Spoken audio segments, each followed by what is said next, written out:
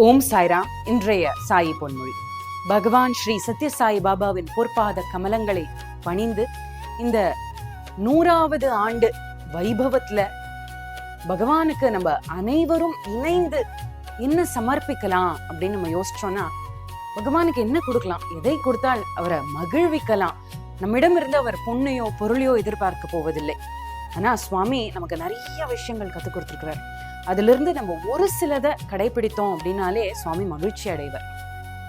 அப்படிப்பட்ட சுவாமிய மகிழ்விப்பது அப்படிங்கிறது நமக்கு எப்பேற்பட்ட பாக்கியம் இல்லையா? சுவாமி சொல்றார், ஒரு சில விஷயங்களை கண்டிப்பாக கடைபிடிக்கணும். அது என்னென்ன அப்படின்னா, முதலாவது நம்ம பெற்றோர்கள் மீது அன்பு செலுத்தி அவர்களை மரியாதையோடு நடத்தணும். இரண்டாவது சத்தியம் வதா தர்மம் சரா, எப்பொழுதும் உண்மையை பேசணும். எக்காரணத்து கொண்டும் போய் பேசவே கூடாது. தர்மத்தை கடைபிடிக்கணும். பண்போடு நடந்து கொள்ளணும்னு சுவாமி சொல்றார். மூன்றாவது, நமக்கு சில கணங்கள் கிடைத்தால் கூட நம்ம சுவாமியோட நாமா, அவரோட வடிவத்தை நம்ம மனசுல நிறுத்தி பகவானுடைய நாமாவை ஸ்மரண ஜபம் பண்ணிட்டே இருக்கணும்னு சொல்றார். நான்காவது, நம்ம மற்றவர்களை பத்தி தவறாக பேசக்கூடாது. எந்த ஒரு குறைகளையும் கண்டுபிடிக்க கூடாதுன்னு சொல்றார். முடிவாக யாருக்கும் எந்த விதத்திலையும் நம்ம துன்பத்தை ஏற்படுத்தக்கூடாது.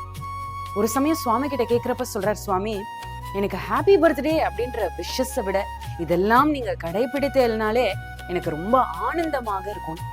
சுவாமி கத்துக் கொடுத்த இந்த விஷயங்கள்லாம் நம்ம அனைவரும் இணைந்து கடைபிடித்து பகவானுக்கு சமர்ப்பணம் செய்வோம். பகவானுடைய அருள் ஆசியையும் பெறுவோம். Happy birthday to you Swami.